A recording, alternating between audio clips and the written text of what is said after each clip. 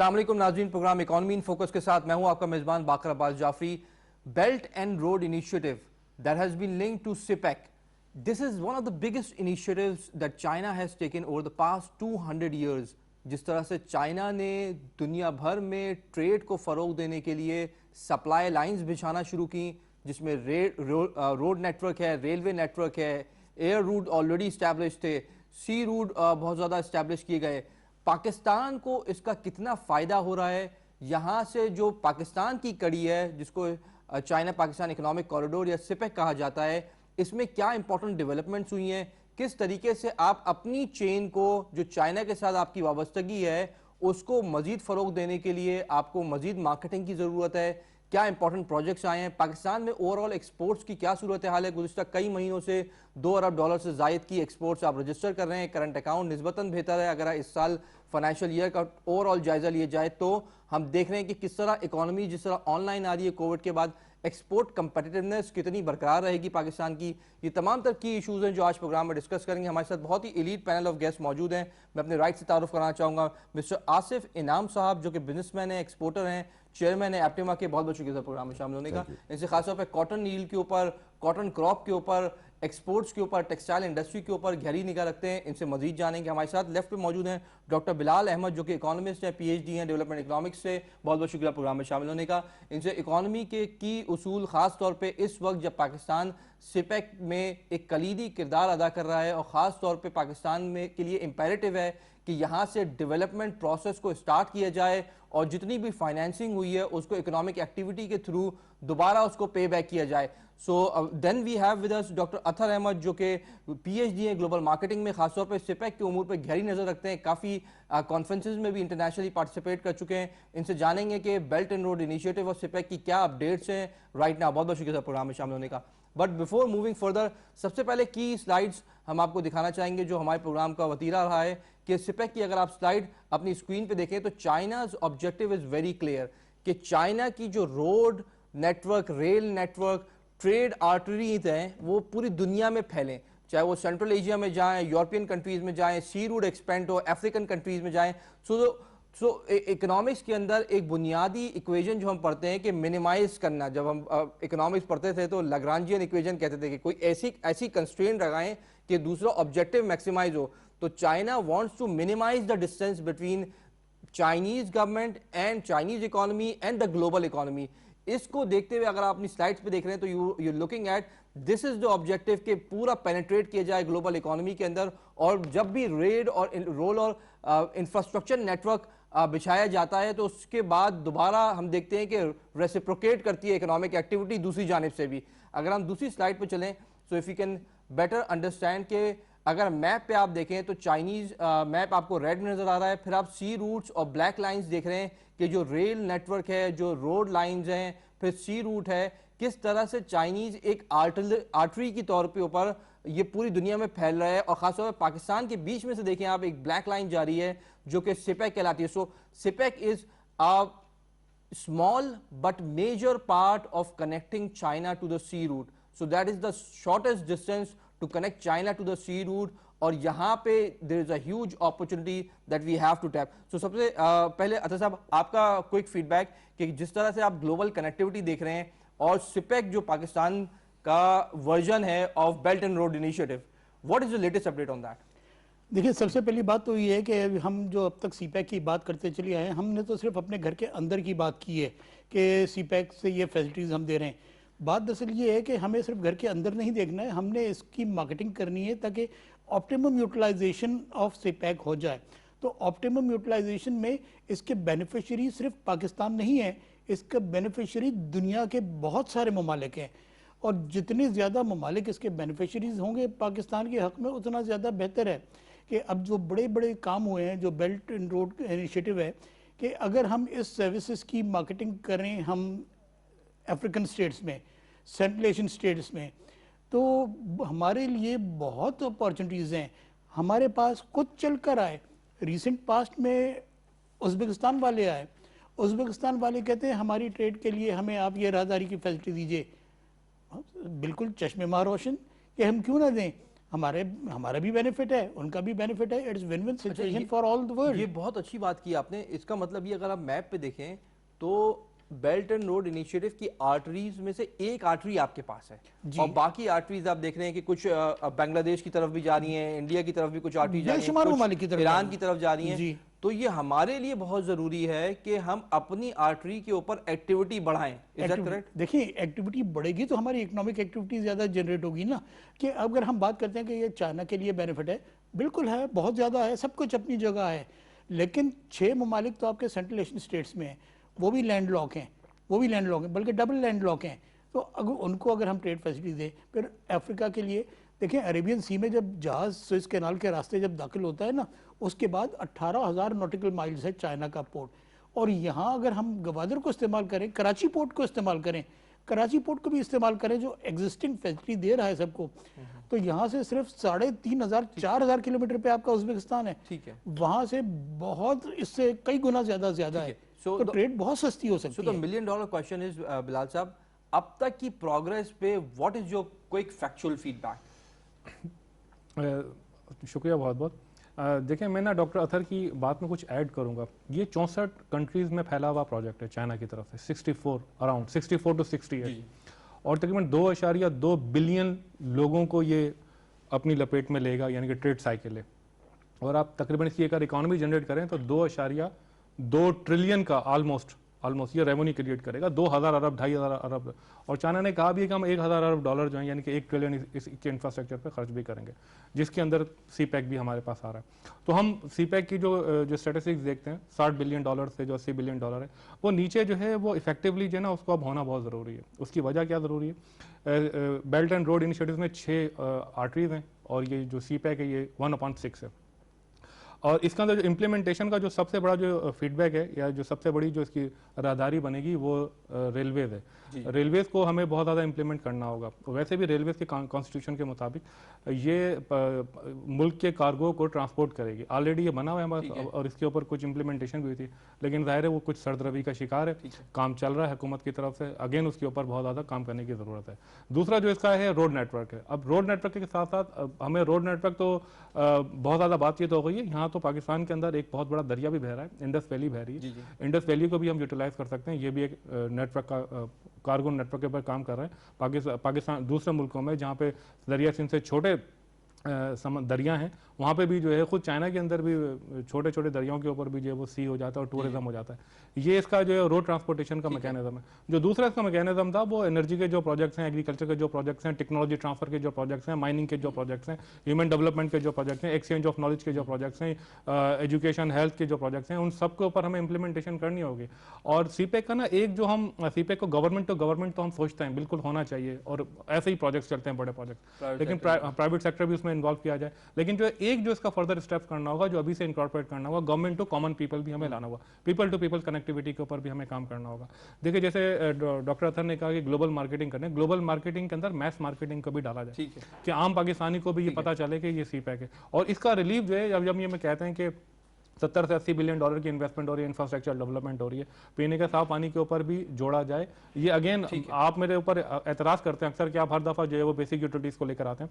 बड़े प्रोजेक्ट को basic utilities के साथ डालना होगा हमें। जी जी बिल्कुल, कि इंफ्रास्ट्रक्चर जब तक नहीं होगा, हाँ, तो कहाँ से आ गया? यानी कि एक चीज़ अच्छी है और दूसरी चीज़ बहुत बुरी है, तो ये कंपैरेटिव नहीं है, दोनों का बैलेंस होना बहुत जरूरी है। मैं इनाम साहब की तरफ आऊँ। आसिफ साहब, ये बताइए, आपसे ज़्यादा टफ सवाल पूछता हूँ। देखिए, दो एंड के ऊपर बड़े सवाल आते हैं। एक एंड तो ये फाइनेंसिंग का एंड है, जिस पे क्रिटिसिज्म ये होता है कि you are getting into the debt and ये प्रॉब्लम आगे चल के बढ़ेगी। दूसरा एंड है कि चलें, आपको debt is not the problem, you have got the route, now there are various routes जो हर मुल्क में पिछाए जा रहे हैं। Do you have the necessary cost efficiency to attract international companies कि आप यहाँ इस रूट पे इस टेल पे आके बैठे तो आपको यहाँ इंफ्रास्ट्रक्चर अच्छा मिलेगा? How do you respond to that? ये बिल्कुल सही है। मैं डेट को पहले दो किस्मों में डिवाइड करता हूँ, एक गुड डेट, एक बैड डेट। गुड डेट ये होता है कि जिसको आप इंफ्रास्ट्रक्चर और ऐसा डेट के जो प्रोडक्टिविटी से अपने आप को ना सिर्फ पे ऑफ करे बल्कि इकोनॉमी को कंट्रीब्यूट करे। ठीक है। इसीलिए बहुत सारे बिजनेसेस जो है और कॉर्पोरेशंस वो डेट लेते हैं टू ग्रो। दूसरा डेट होता है, वो डेट होता है कि जो आपने डेट लेके खर्चा कर दिया, that is the worst possible form of debt, कि आपके ऊपर कर्जा आ गया, अब next time you have to curtail yourself. Pakistan में अनफॉर्चुनेटली जो पिछली गवर्नमेंट ने मुआहदे किए हैं बहुत सारे, तो उन्होंने एनर्जी कॉस्ट का आपका स्ट्रक्चर रीजन में लोगों से डबल कर दिया। ठीक। तो अब वो जो डबल होने की वजह से अब आपको मार्केटिंग इनएफिशिएंट हो गई है, नहीं ज़्यादा एक्सपेंसिव ले लिया ना, मतलब जो चीज़ दूसरे ने 4.5 सेंट में ली आपने मतलब मुगल एम्परर ने हमारे जो है वो 8.5 में ले ली। ठीक है। तो वो अब रेक्टिफाई हो रहे हैं, इट विल टेक टाइम। मगर अगर आप रीजनली कॉम्पिटिटिव देखें तो अब हम खासतौर पे जैसे टेक्सटाइल पॉलिसी है जो लॉन्ग अवेटेड है, अब तक आई नहीं, तो उसके अंदर हम खासे कॉम्पिटिटिव हो जाते हैं। ठीक है। मगर फिर again day to day changes आ जाती हैं कि जी आज गैस काट दो, आज ये कर दो, ये अब हमें इससे ग्रो करना चाहिए। मतलब एक चीज लॉन्ग टर्म पॉलिसी लेके चलें। मुझे तो एक कनेक्टिंग क्वेश्चन बताइए, क्योंकि जिस तरह आपने अब बताया कि प्रीवियस गवर्नमेंट्स ने इसको बहुत ही एक्सपेंसिव इंफ्रास्ट्रक्चर प्रोजेक्ट लगाए, इंफ्रास्ट्रक्चर नहीं, इससे एनर्जी इंफ्रास्ट्रक्चर के प्रोजेक्ट लगाए, अब करंट गवर्नमेंट ने उनको रीनिगोशिएट करने की कोशिश की। Is that correct? जी, उसमें आप ये देखें कि मतलब खुदा न खास्ता किसी के घर डकैती हो जाए, फिर जब आप उसको बरामदगी होती है तो माले बरामदगी जो है कभी 40-50%, 30% से ऊपर होता नहीं है। ठीक है। तो अब बस ठीक है, आप जितना हम दुरुस्त कर सकते हैं वो करेंगे। मतलब अब तो जो हो चुका वो हो चुका, मतलब उसको जो बेस्ट पॉसिबल कर सकते हैं वो करें। ठीक है। जैसे मैं मिसाल दे दूं, विंड 18 में लगा था, नई गवर्नमेंट ने 4.5 में दिए, मगर प्रॉब्लम ये उसकी कैपेसिटी भी इतनी ज़्यादा तय कर गए कि आप एवरेज आउट भी नहीं कर सकते। ठीक है। तो यू हैव टू लिव, कुछ प्रोजेक्ट की आपको लाइव करनी पड़ेगी, कुछ शेल्फ करने पड़ेंगे। बहरहाल they are doing on a right direction. मगर ये सब जो है ना कि जी एग्जिस्टिंग में बैकलॉग बहुत ज़्यादा नहीं, एग्जिस्टिंग में जो प्रॉब्लम आ रही है कि जी गैस काट दें, क्यों काट दें कि जी वो बिजली ले लें, वो सब काम ना करें। जो चीज़ चल रही है उसको चलने दें, और जो आपको बेहतरीन लानी है वो लेके आए साथ में। अच्छा, इसी के ऊपर पॉइंट हाईलाइट करूंगा। अतर साहब, हमें ये बताइए कि it's a very good analysis कि अगर सिपेक के अंदर जो प्रोजेक्ट्स हैं और पाकिस्तान की प्रीवियस गवर्नमेंट्स ने सर्टन प्राइसेस के ऊपर ये प्रोजेक्ट्स किए हैं, चाइना ने दूसरे ममालिक के साथ यही कॉन्ट्रैक्ट्स ऑन एवरेज किन कीमतों पे किए हैं। So that is a very good comparative analysis कि आपकी प्रीवियस गवर्नमेंट ने, because as a country you want to strike a competitive deal, a profitable deal for the country. So आपके country के प्रीवियस हुक्मरानों ने किन कीमतों पे किए हैं और दूसरे ममालिक के हुक्मरानों ने उसी दौरान किन कीमतों पे अपने टेल एंड का रूट बनाया है। What is your feedback on that? देखिए, सबसे पहले तो जी taking the name of the CPEC, this is all general. CPEC में ये एनर्जी कॉन्ट्रैक्ट बहुत कम है, ज्यादातर दूसरे किए गए। राइट, ये बात बिल्कुल सही कह रहे हैं आसिफ इनाम साहब। देखिए, बात ये है कि एक हम उसकी मिसाल लें जो चीज़ हो चुकी है, हमारे सामने नतीजा निकल चुका है। देखिए, ख्याली के हो जाएगा और ऐसे किया है नहीं। तो अब हम जो अगर बात करें तो कतर के साथ जो हमारा ऑयल का एग्रीमेंट हुआ है, अब ये देख लें, आपका सारे सवालों के जवाब इसी में मिल जाएगा कि उसमें हम किस रेट पर ऑयल लेते थे और इसमें हम किस रेट पर ले रहे हैं। तो अब यही हमारे कितने अरब डॉलर्स की एनुअल सेविंग है। तो हमको तो फिलहाल इस वक्त पूरी सेविंग पर जाना है कि हमारे ऊपर कर्ज इतने चढ़े, इसके क्लियरेंस गो के ये बड़ी ढकी छुपी बात है, गवर्नमेंट इसको पब्लिसाइज नहीं कर रही कि हमारा लोन पे बैक का जो शेड्यूल है ये बड़ा पॉजिटिव जा रहा है। हम अच्छा पे कर रहे हैं और अच्छा खासा पे कर दिया है हमने। हमारे ऊपर जो सबसे ज्यादा वजन लादा गया है ना, वो हमारे ऊपर कर्जों का है। ठीक है। तो ये कर्जों का लोड हमारे ऊपर कम हो रहा है। तो अगर इस वक्त हमें तो ये चाहिए कि हम रीडू जितने एग्रीमेंट्स कर सकते हैं करें, ताकि अपनी वो सेविंग बनाएं। अब एक मुल्क के साथ एक कमोडिटी के हमने जब 3 अरब डॉलर इतने सेव किए हैं, तो आप और कितने एग्रीमेंट्स पे कितने सारे कर सकते हैं। This is what we need now. But again, sometimes it becomes a diplomatic issue when you try to reopen contract. जी बिल्कुल, वो होगा। देखिए, इतना आसान नहीं होता बाज़ दफ़ा कहना। गो के चैलेंजेस होते हैं और चैलेंजेस को मुंह देना पड़ता है। ये गवर्नमेंट दे रही है चैलेंजेस को मुंह और देती है, हम इसको अप्रिशिएट करेंगे, सपोर्ट भी करेंगे। लेकिन साथ साथ ये भी देखना होगा कि एग्रेसिव डिसीजन से जो है ना वो लॉन्ग लास्टिंग सस्टेनेबिलिटी के ऊपर इंपैक्ट आता है। उसकी एग्जाम्पल मैं आपको ऐसे दे देता हूँ। कुछ ऐसे लग्जरी गुड्स हैं जो हम पाकिस्तान को उसकी ज़रूरत नहीं है। मान लें कि वो आ रहे हैं स्विट्जरलैंड से, वो एक ऐसा केक है जो आप स्विट्जरलैंड से अगर वो केक बंद करेंगे तो इन रेप्लिका स्विट्जरलैंड भी आपके लिए कोई हर्डल पैदा करेगा। अगर उसका कोई ज़्यादा इंपैक्ट नहीं है और हमारी सोसाइटी के अंदर उसकी लीकेज को अगर हम कबूल कर सकते हैं तो हम इसको जाने दें। हमने वैसे भी बहुत कुछ जाने दिया है, हमने बहुत चीज़ें और भी कॉम्प्रोमाइज़ की हैं। तो अगर देर आए दुरुस्त आए सही सिमत में जा रहे हैं तो इस तरीके से जाया जाए। तो करेक्टिव एक्शन लेने के लिए आपको देखना होगा कि करेक्टिव एक्शंस अब 2020, 2021 और 2030 के जो ग्लोबल इश्यूज हैं पेंडेमिक के, जो उनके कॉन्टेक्ट, उनके फ्रेमवर्क में अगर वो पूरा उतरते हैं तो हम उसको इंप्लीमेंट भी करें।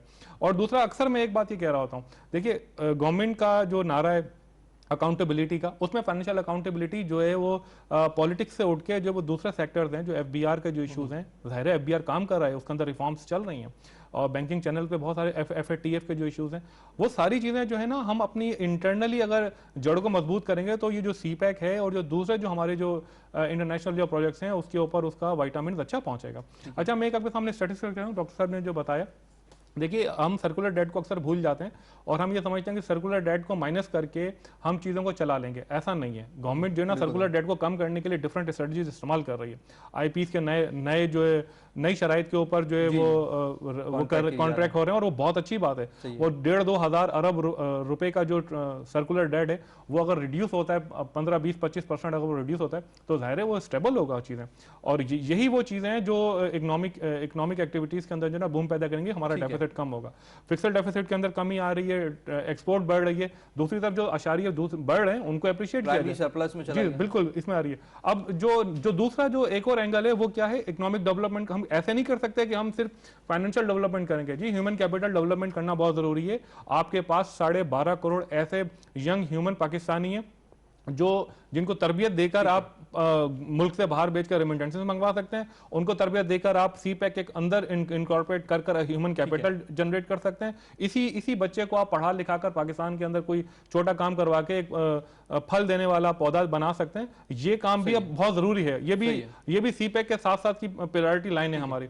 और भी अगर आप 12.5 करोड़ पाकिस्तानी जो हैं जो 30 साल से छोटे हैं, जो यूएन ने डिक्लेयर भी किए, अगर आप उनके अभी आप सही तरीके से परवरिश नहीं करेंगे तो जाहिर है 10 साल बाद वो किस नहज पे जाएगा। जी प्लीज। जी, मैं आपसे एक और आपसे tough, sorry I am asking tough questions today. मुझे ये बताइए कि पाकिस्तान और चाइना में जो टेक्नोलॉजी ट्रांसफर है, अमूमी तौर पे होता ही है कि जब भी कोई इकोनॉमी डेवलप होती है तो अपनी जो एक लेवल नीचे की टेक्नोलॉजी होती है वो ट्रांसफर करती है at low rates, and then वो भी फाइनेंसिंग के ऊपर स्ट्रक्चर करे। That's how like globally people move. But आपको यहाँ से टेक्नोलॉजी की एक छलांग आगे की मारनी है और आपको जो प्रोजेक्ट्स मुल्क के अंदर लाने हैं वो टेक्नोलॉजी वाइज बहुत एडवांस होने चाहिए, जो दुनिया भर में, for example let's take example of the railway. So आप जो रेलवे नेटवर्क लगा रहे हैं और जो रेलवे नेटवर्क एशिया के दूसरे ममालिक में चल रहा है, और अगर बहुत डेवलप्ड कंट्रीज की बात करें या छोटी कंट्रीज जो अच्छी ग्रो कर रही हैं, फॉर एग्जांपल सिंगापुर में जो चल रहा है, जापान में जो चल रहा है, हम कितना अभी जो इस्टेब्लिश कर रहे हैं वो कितना पीछे है उनसे? जी देखिए, पहले तो बात यह है कि मैं यहाँ तकरीबन जैसे देख रहा हूँ हर चीज़ है कि जी सीपैक में डाल दें। आप मुझे बताएं कि जी 1,000 अरब से मतलब तकरीबन 13,000 अरब से गवर्नमेंट को आया, अगर उसके बाद भी पीने का साफ पानी नहीं है, रोड खंडर बने हुए हैं, 1% तकरीबन ये 1.25% पूरी इंपोर्ट पे जो है वो इंफ्रास्ट्रक्चर सेस लेते हैं पूरे पाकिस्तान की, जो उनका हक भी नहीं है वो भी ले लेते हैं ईडीएफ, उसके बाद भी इंफ्रास्ट्रक्चर नहीं है। इसी तरीके से अगर आप बहुत सारी 18वीं तरमीम ने हमारे मुल्क को जो है वो, और उसके बाद जो सब्सिक्वेंट एनएफसी है उसे पूरे मुल्क को तबाह किया है इस बेनिफिट में कि जी आपने फेडरल को कंगाल कर दिया, फेडरल के पास तो कोई पैसे ही नहीं है और सूबों के पास पैसे खर्च करने का इंफ्रास्ट्रक्चर नहीं था, तो उधर वो पैसे आए। और आप ये कहना चाह रहे हैं कि जो सूबों को जब पैसा ट्रांसफर हुआ तो वो इनएफिशिएंटली एलोकेट हो गया और फेडरल के पास फाइनेंशियल रिसोर्सेज आप इनएफिशिएंटली कह रहे हैं, मेरे हिसाब से तकरीबन एलोकेट ही नहीं हुआ। अच्छा, मैं बोला बहुत ज़ाया हुआ ना, आपके सामने है। मगर आप 13,000 अरब कहाँ लगा है? ठीक है, 13,000 अरब किसको कहते हैं? मतलब आपके पास जब वो लगेगा ही नहीं, उसका मतलब जो भी हुआ आपको सबको पता ही है। तो इसी तरीके से हर प्रोविंस में हुआ।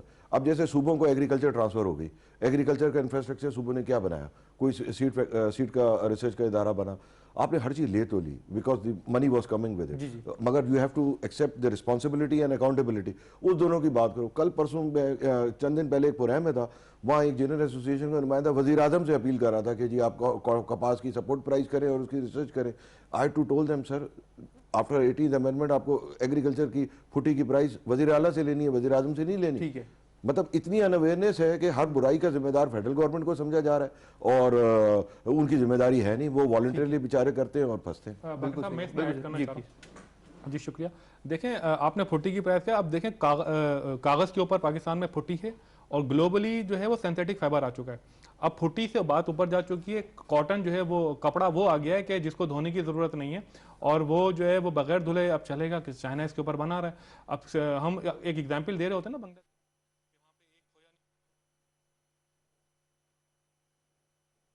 अल्लाहु अकबर अल्लाहु अकबर अल्लाहु अकबर अल्लाहु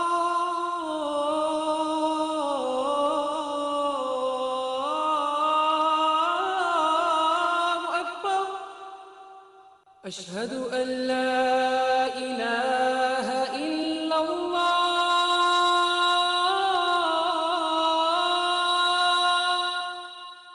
أشهد أن لا إله إلا الله أشهد أن محمد رسول الله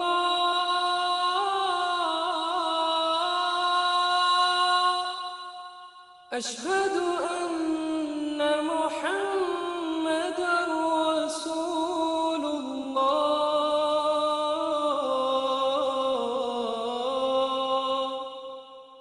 حي على الصلاة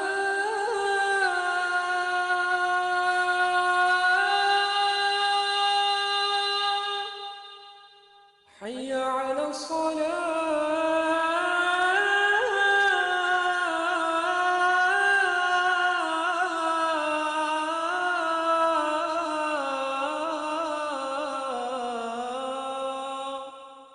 حي على الفلاح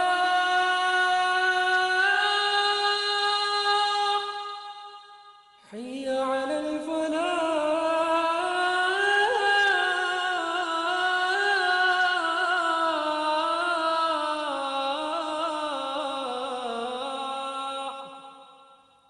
الله أكبر الله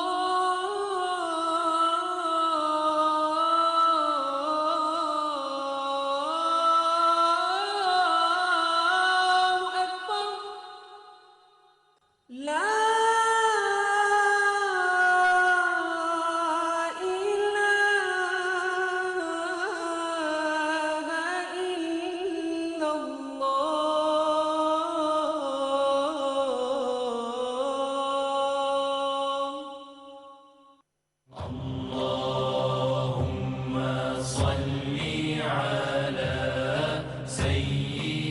हज़रत अब्दुल्लाह बिन मुग़फ़्फ़ल रज़ी अल्लाह ताला अन्हु से रिवायत है कि रसूल अकरम सल्लल्लाहु अलैहि वसल्लम ने फरमाया, दोज़ख की आग से बचो सदका देकर, वो खजूर का एक टुकड़ा ही क्यों ना हो।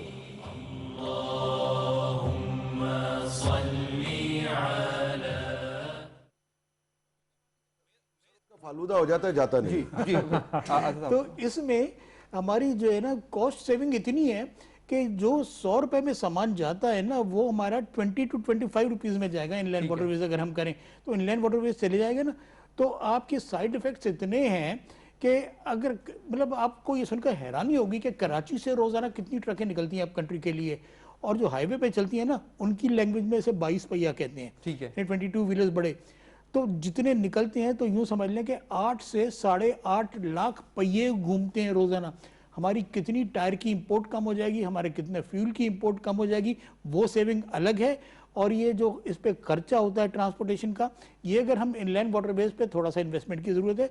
और पंजाब में ये पूरा वैलिड है, हो सकता है सिंध में नहीं है। तो भाई अगर पंजाब में होने का फिर क्या फायदा है, इसलिए कि सामान तो चलेगा कराची पोर्ट से, गवादर पोर्ट से या पोर्ट कासिम से, तो यहाँ से तो ऊपर तक जा नहीं सकता। सो दैट आल्सो इंप्लाइज के with in the country different areas के अंदर स्ट्रीमलाइंड इंफ्रास्ट्रक्चर की अवेलेबिलिटी करना इज ऑफ। और इसकी उन्होंने बड़ा सही पॉइंट आउट किया है आसिफ साहब ने कि भाई ये 18th अमेंडमेंट कौम की भलाई देखो भाई, हम एक सूबे की क्यों बात करते हैं, हमको पाकिस्तान फलता फूलता चाहिए। भलाई नहीं हुई ना, except for the elite, nobody gained out of it. Public को क्या मिला? पब्लिक तो खराब ही हुई। Is the amendment for elites because उससे अब फाइनेंशियल रिसोर्सेज भी फेडरल गवर्नमेंट के पास नहीं रहे। By constitution you have to transfer it to provinces. Now when you are taking big projects, infrastructure project, जिसमें आप बाहर के ममालिक को इन्वाइट कर रहे हैं, तो आपके विद इन इंटरनली बहुत सारे पॉलिसी इश्यूज आ गए, कॉन्फ्लिक्ट ऑफ इंटरेस्ट आ गए। Is that correct sir? या इट्स डेलिबरेटली नहीं करना चाहते। What you can do about it? Let's say मतलब आई डिफाई दी, मैं अपोजिशन में हूं, मैं कहता हूं कि ठीक मैं कुछ नहीं करता, जाओ 5 साल। What you going to do about it? तो सर हमारा तो आती इनकम को हम खुद कम कर रहे हैं। अच्छा, एक और भी बहुत इंपॉर्टेंट पॉइंट है जो आपने हाईलाइट भी किया है अपने आर्टिकल्स में कि यहां से एक्टिविटी जनरेट करना बहुत जरूरी है, क्योंकि आपने डेट ले लिया तो आपका रीपेमेंट का मीटर स्टार्ट हो गया। सो अब यहां से जितना टाइम लगाएंगे, जैसे हमने पंजाब के अंदर कुछ रेल वे इंफ्रास्ट्रक्चर जो था और विद इन द सिटी जो ट्रांसपोर्टेशन इंफ्रास्ट्रक्चर था, उसमें डिले किया तो उसकी कॉस्ट बढ़ गई। तो आप जितना डिले करते जाएंगे उतनी आपको फाइनेंशियल बर्डन पड़ता चला जाएगा। इसमें जो हमारा डेप्ट क्लियरेंस की हमें इतनी इस वक्त शदीद ज़रूरत है कि एक्टिविटी हम जनरेट करेंगे तो हमारा रेवेन्यू की रोलिंग आएगी। रेवेन्यू की रोलिंग आएगी तो आप भूल जाएं कि आपको पैसा मिल रहा है और आप पैसा कमा रहे हैं। इसको सबसे पहले डेप्ट क्लियरेंस में लगाएं ताकि डेप्ट के साथ आपका इंटरेस्ट भी जुड़ा हुआ है, ताकि आपके बच्चे तो कम से कम मखरूज पैदा ना हो ना। आप तो हमारा हर पैदा होने वाला लाख से ऊपर का मखरूज है। तो हमारे आने वाली नस्लें जो है ना, हमने जो कुछ भी किया अपने हरकतों की वजह से किया, हम अपने बच्चों को सजा ना दें इसकी। तो हम अपना ये सबसे इंटरेस्ट को ख़त्म हो जाए, ज़ाहिर है जितना लोन पे बैक होगा इंटरेस्ट भी इतना कम होगा। तो जब ये कम हो जाए फिर हम कह सकते हैं कि 100% जनरेटेड आमदनी हमारी है। तो हम इसको देखें, एक मैं मिसाल दे देता हूँ आपको। पाकिस्तान का शहर कराची, कराची का एक महल्ला औरंगी टाउन, वो Orangi town is equal to Singapore, one full country. Singapore की एक्सपोर्ट पाकिस्तान की एक्सपोर्ट को मल्टीप्लाई करें 7 से तो वो सिंगापुर की एक्सपोर्ट है।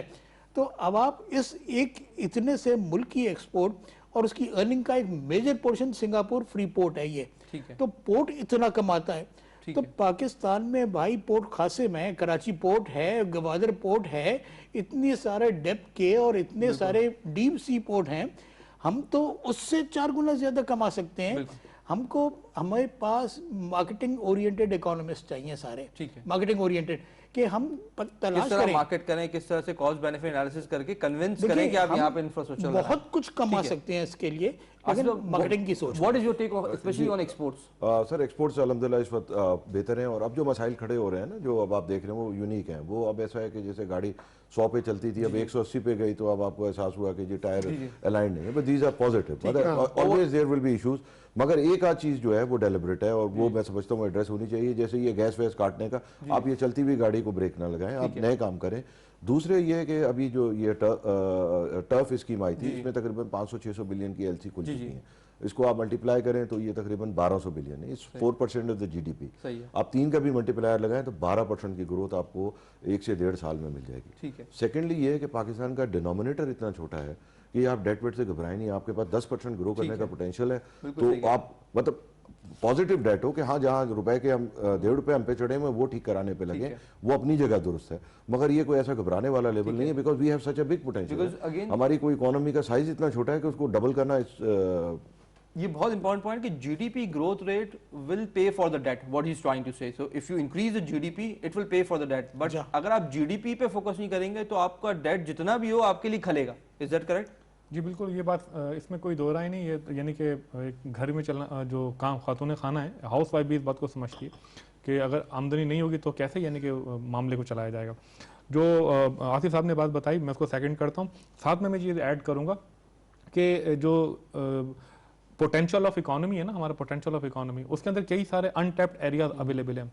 अब हमें रिवायती जो टेक्सटाइल है बिल्कुल हम इस पर जाना चाहिए, जो जीरो ग्रुप जिसे कहते हैं, जीरो सेक्टर कहते हैं। जीरो सेक्टर के बाहर भी अब दुनिया अवेलेबल है हमारे पास। हमें अब नया सेक्टर ढूंढना होगा, जो डॉक्टर अतर ने बताया। तो ये जो सेंट्रल एशियन स्टेट्स हैं और अफ्रीका है और चाइना हमारे साथ है। ये जो आपने भी बताया था ना कि एक लिस्ट है चाइना के पास, आप भी चाइना गए होंगे, चाइना के अंदर एक लिस्ट है जो कि 2.3 ट्रिलियन 1.5 ट्रिलियन की जो इंपोर्ट करता है।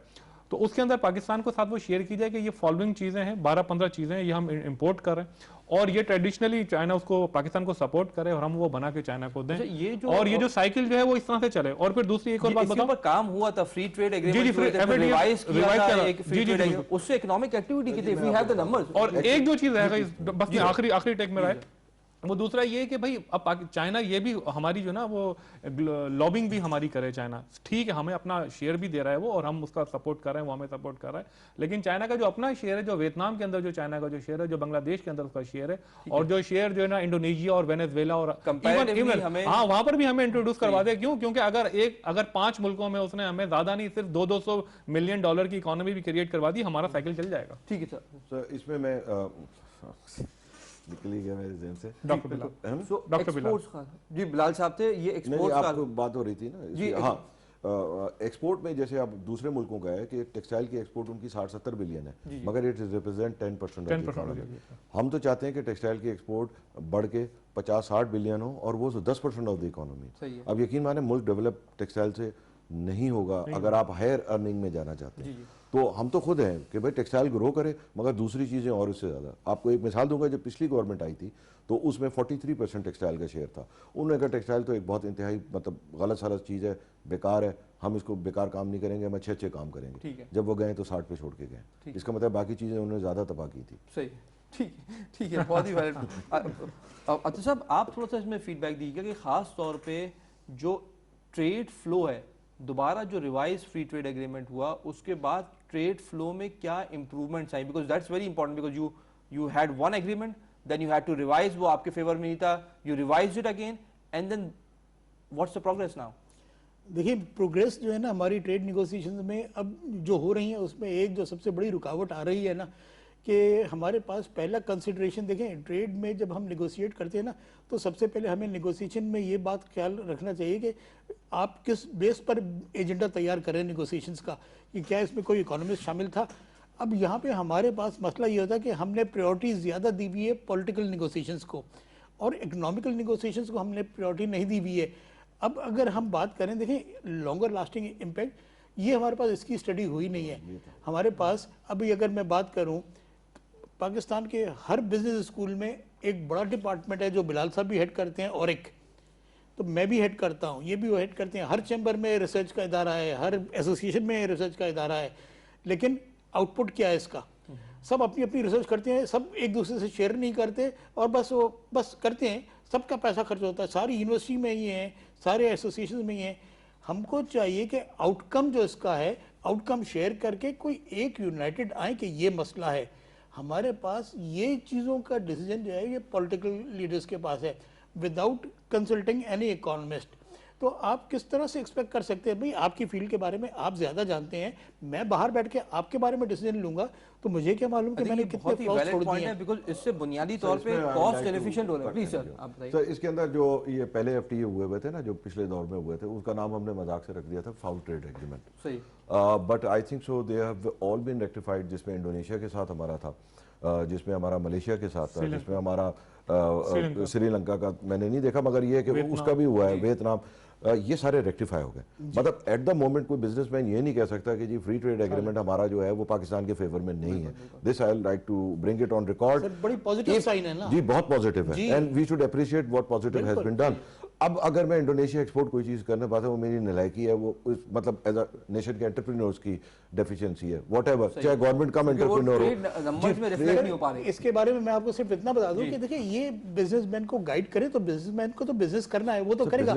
आपको सुन के बड़ी हैरानी होगी कि पाकिस्तान की टोटल ट्रेड को अगर हम देखें ना तो 80% of the trade carried out in Pakistan, वो जो है हमारी 20% ऑफ द कंट्रीज के साथ होती है, और यही वाइस वर्सा फिगर होता है।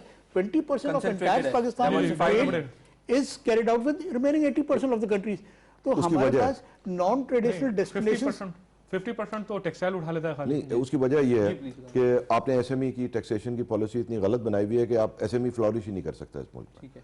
Either you have to be a very big और यू डोंट एग्जिस्ट, या बिल्कुल ही आप एसएमई पर तवज्जो नहीं देंगे तो बड़ी इंडस्ट्रियलाइजेशन हमारा रुक जाएगा। हमने ये कहा है कि टर्नओवर इज डिटरमिनेंटल टू, फिर टर्नओवर टैक्स अगर आप 4 स्टेज में काम करें, आपके 8% टैक्सेशन होगी। दुनिया में कौन सा कारोबार है जो 8% टैक्स मींस 24% रिटर्न?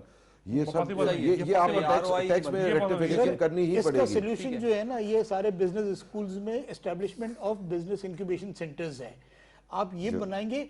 और एसएमई को आप नहीं करेंगे तो आपका इंडस्ट्रियलाइजेशन भी बढ़ जाएगा। सवाल है कि आप एसएमई को प्रमोट कर भी दें, चलें जी, the question lies in the basic economic equation कि आप जो एक प्रोडक्ट बना रहे हैं एक लागत में, आपका पड़ोसी मुल्क उतनी लागत में 3 प्रोडक्ट बना देता है।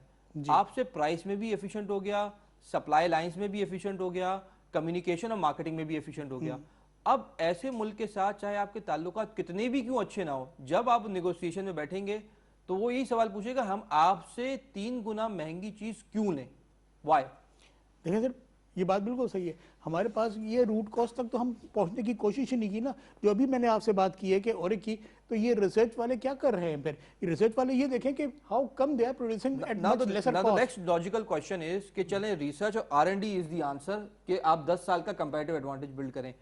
अभी पाकिस्तान चाइनीज गवर्नमेंट के साथ मिलकर क्या इनिशिएटिव्स ले रहा है और किस डायरेक्शन में हम इंडस्ट्री कंपैरेटिव बनाने में जा रहे हैं कि ताकि हमें 10 साल में तो कुछ कंपैरेटिवनेस हो, अदरवाइज तो सिर्फ हम फल फ्रूट सब्जियां सारी अच्छी क्वालिटी की एक्सपोर्ट कर देंगे और नंबर दिखा देंगे शुरू में कि अच्छे हैं, लोकल मार्केट में कीमतें बढ़ जाएंगी। इसका बेहतरीन सोल्यूशन ये है ना कि हमारा एकेडमिक और इंडस्ट्रियल लाइजन हो।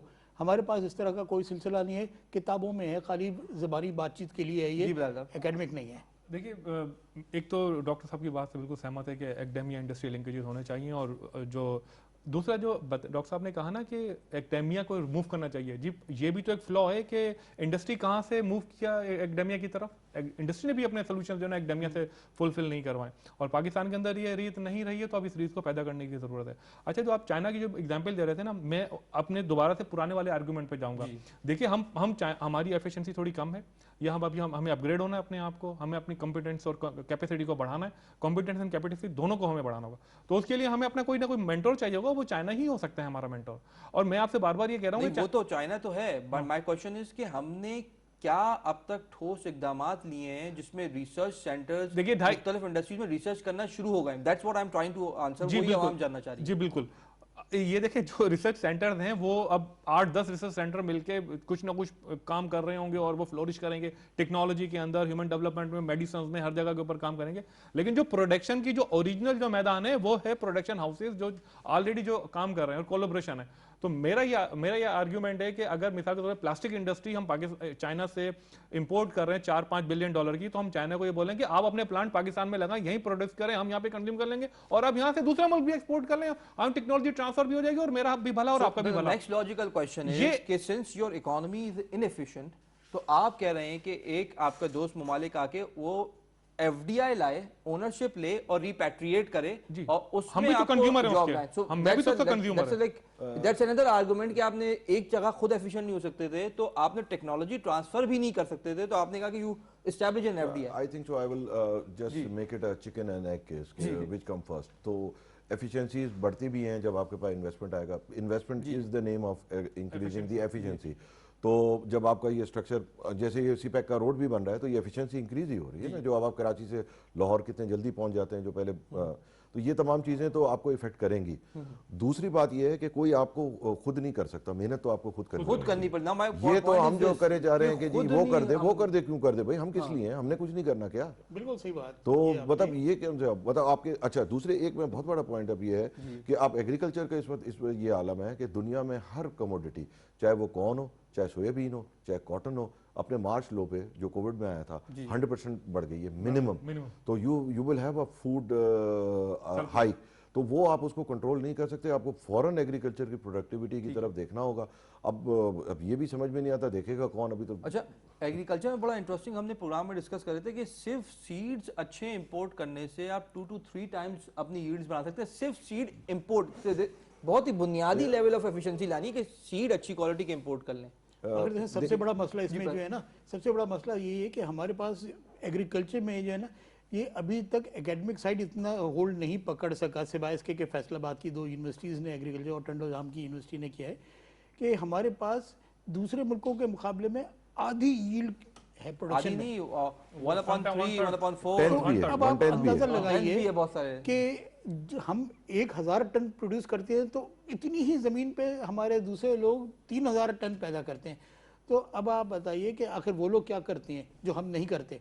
तो we have to follow the growing side, कि हम उसको अपनी यील्ड को बढ़ाएं और मल्टीपल यूटिलाइजेशन करें। जिस तरह से आधा साल जो है शुगर मिल्स बंद रहती हैं इसलिए कि गन्ने की काश्त का सीजन नहीं रहता, तो वो that land can be utilize for any other crop for during that period. तो इस तरह के, अब ठीक है, I am not agricultural specialist, but there are so many agricultural specialist who can guide us properly. तो इस पर हम काम करें, इसको हम साइंटिफिक बुनियादों पर लाएं, लिटरेसी पे लाएं। लिटरेसी रेट हमारे पास बहुत कम है, वो तजुर्बे की बुनियाद पर बाप दादा के जागीर से चल रही है हमारे पास। मॉडर्नाइजेशन, टेक्नोलॉजी ट्रांसफर यहाँ पे भी नहीं है। सर जी बिल्कुल, टेक्नोलॉजी ट्रांसफर, मैकेनाइजेशन तो चल रहेगा। अच्छा, जो एग्रीकल्चर की बात की ना, एग्रीकल्चर में जो टोटल पाकिस्तान का जो आबादी है वो 60% अभी भी, 60 to 70% अभी भी डायरेक्टली और इनडायरेक्टली एग्रीकल्चर से जुड़े हुई है। और जी एग्जैक्टली। और उसके बाद जो लैंड साइज है, इसके अलावा भी जो 60-70% पाकिस्तान है वो भी एग्रीकल्चर ही है। अब इस बात का यानी कि यूँ देखें कि 10 में से 6 पाकिस्तानी, उनका माश, उनका रहना सहना देहात से जुड़ा हुआ है।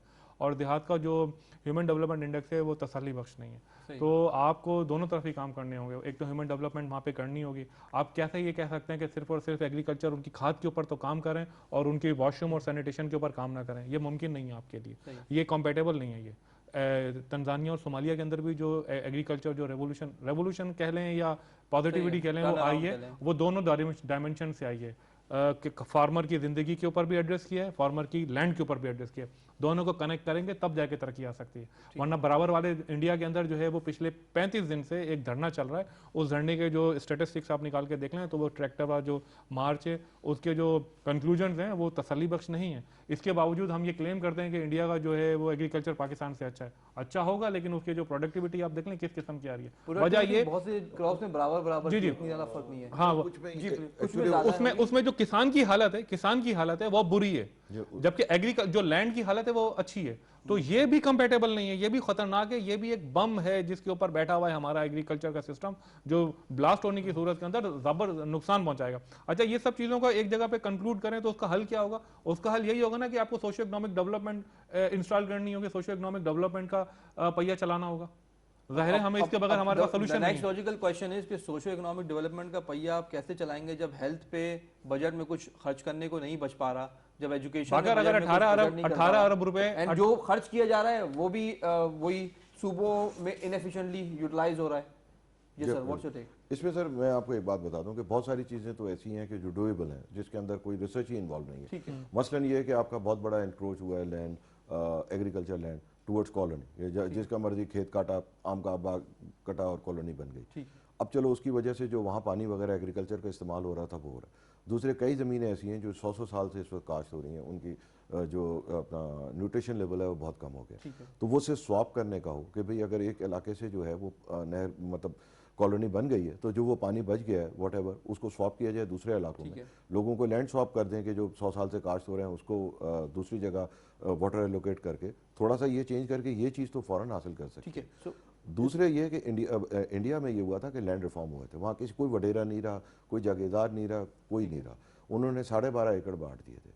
प्रॉब्लम यह है कि इन 60 ईयर्स वो 12.5 एकड़ अब घट के लोगों के 1.25 एकड़ हाथ में। सही। तो 1.25 एकड़ पे सस्टेनेबिलिटी ऑफ लाइफ जो है ना वो किसी फार्मर की बड़ा मुश्किल है। मेरे ख्याल में वहाँ एवरेज होल्डिंग एक आदमी के 4 बच्चे तो वो 4 एकड़ हो गया, 4 के 4 हुए तो बस अब आप समझ लें कितने एकड़ रह गए।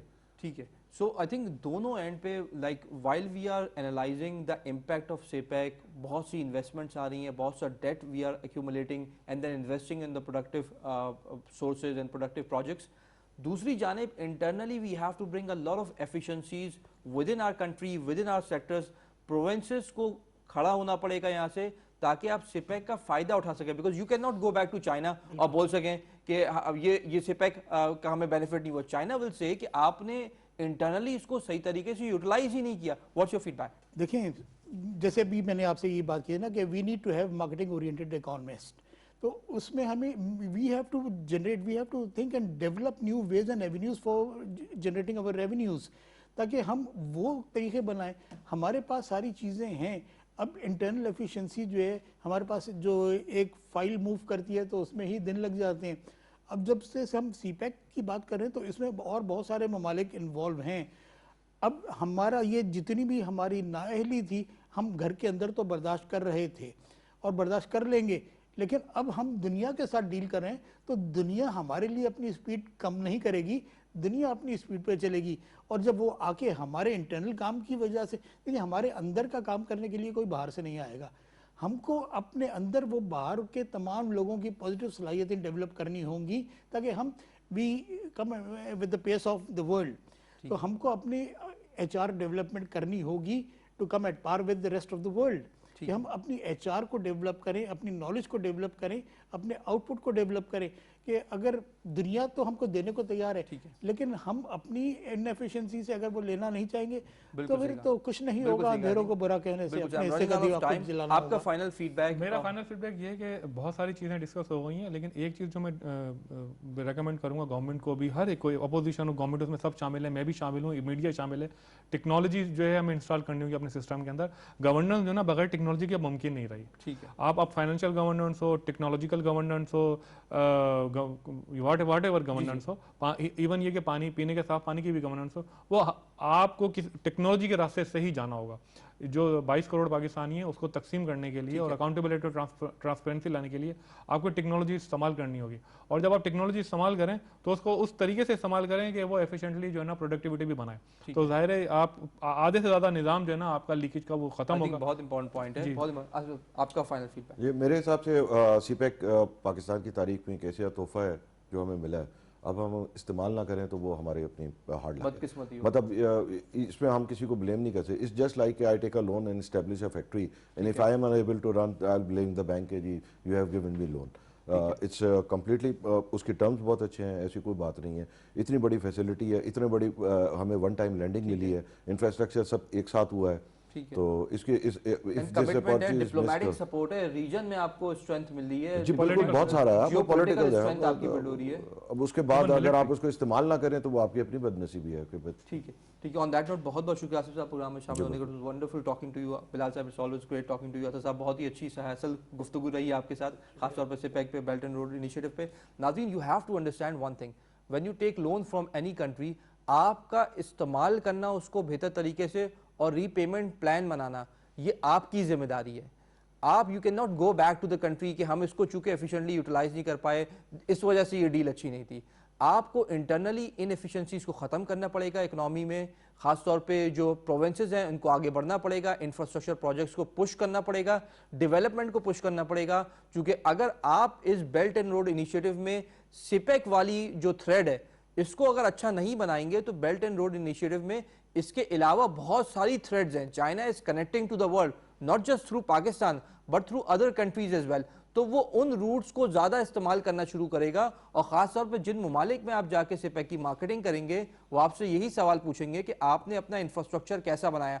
सो Pakistan has to work on that front. सूबों को मिलकर इसके ऊपर बहुत ही ज्यादा तेजी से डेवलपमेंट फ्रंट पे काम करना होगा, because that is what you are going to market to the world when it comes to China Pakistan economic corridor. इसके साथ ही नाज़रीन अब हमारे प्रोग्राम का वक्त खत्म हुआ चाहता है। अपने मेजबान बाकर अब्बास जाफरी को इजाजत दीजिए। अल्लाह हाफिज।